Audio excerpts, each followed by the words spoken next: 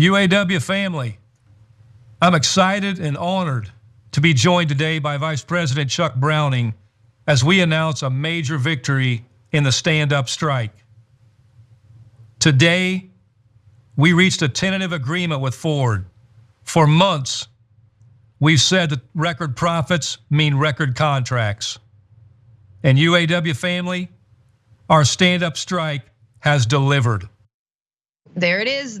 He said it. That is, again, President of the UAW, Shawn Fain, saying they have a tentative agreement with Ford, effectively ending this strike if the vote goes through, specifically against Ford, against Stellantis and GM, TBD. What's in the deal? The gains are valued at more than 4 times the gains from the last UAW contract in 2019, provide more in base wage increases than Ford workers have received in the past 22 years, the UAW said in a news release.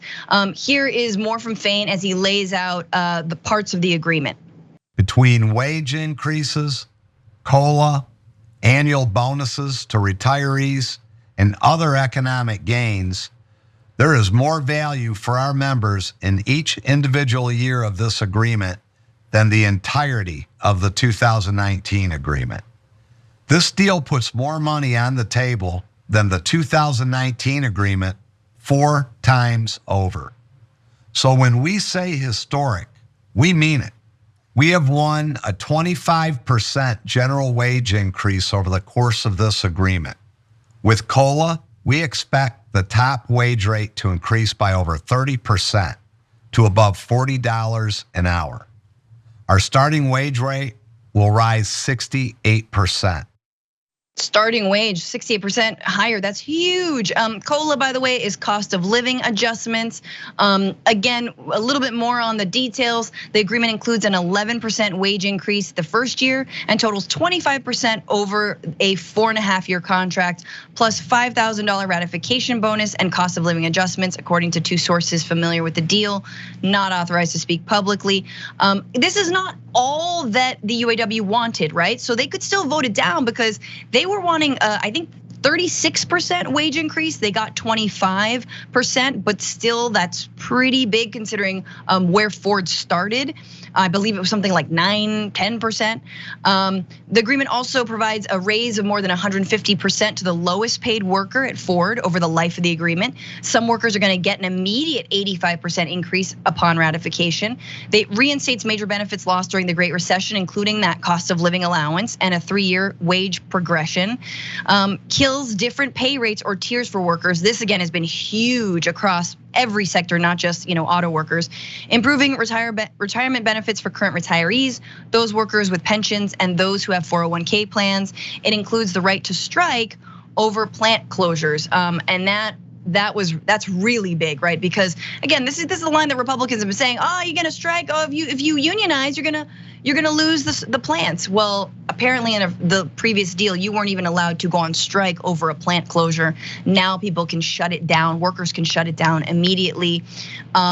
One worker, James Wright, 38 of Brownston, said he's ready to get back to work with a 25% wage increase over the life of the contract. Wright said he'd be able to afford milk, groceries, and gas. Sounds like he's living a pretty decadent life. What? No, that's just basic cost of living. Woz, your reactions? I mean, this has been one of the more militant strikes, and yet they didn't have to go on strike all at once, right? It was targeted, it was kind of secret. You don't know which plant's going on strike next. This is, again, I say this every time I come on the main show. This is about the only good news in American politics that's out there, to be honest. The increased worker militancy throughout the country, we've seen it at countless other places, is the best news that we got, because guess what? It's actually bearing results. This sort of go along to get along, the bosses are gonna take care of us mentality never works. You will not see the requisite gains, because again, as Shawn Fain said, record profit should mean record contracts. The workers who are generating all of this profit, all of these riches, for Ford and GM and Chrysler, they should be able to share in those profits. That's the promise of work, is that you bust your ass. You should be able to share in some of the riches. And this type of strike is the only type of thing that will ensure this thing. And so I'm happy for these guys, and I'm sure the other two companies will fall in line at some point soon here. I mean, I think that's a really important development, given that you look at like the AMPTP in Hollywood, right? And the ongoing strike with SAG and all the actors after, writers were able to get a deal.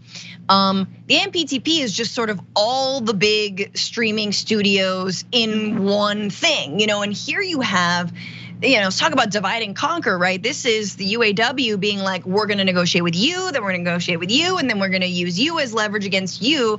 I mean, they're in the driver's seat here. They're the ones calling the shots, and I think it's incredible how they can play the different companies off one another as they should. Stellantis and GM have said they're gonna remain focused on their negotiations. Shawn Fain has said the UAW strikes are going to continue.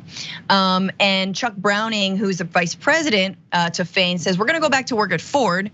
That is, if there's a deal and it gets voted in, to keep the pressure on Stellantis and GM. The last thing they want is for Ford to get back to full capacity while they mess around and lag behind, right? They don't want to be the company that is, the one dragging their heels. It hurts their productivity, their competition. And by the way, Francesca, the reason why they've got this power and this leverage is mainly because the companies are rich as hell. They're selling a bunch of cars for very expensive. I bought a Ford last December. It was not cheap. It was barely affordable. Them things was flying off the lot, okay? And so that's why, because if work and production actually slows down, it's going to cost these people. It's going to cost them more money than it would if they would just pay people what they're owed and what they deserve. And that's why they're in the catbird seat. It's because these companies are making money via their labor. That's why they're in the driver's seat right now. Absolutely, and I really think that it is. No pun intended. Yeah, I mean, maybe I don't watch enough mainstream news, but I really hope that people like Shawn Fain and workers like the one we just heard from, I hope they are in mainstream. Let me pull up my New York Times app. Yeah. See if it's on Get the front CNN.com. Is Shawn Fain up there? Front. I'm not seeing it. No. I'm not seeing his beautiful bald dome. I'm not seeing it. Thanks for watching. If you become a member, you get to watch all this ad-free, except for, of course, this ad. Still, hit the join button below.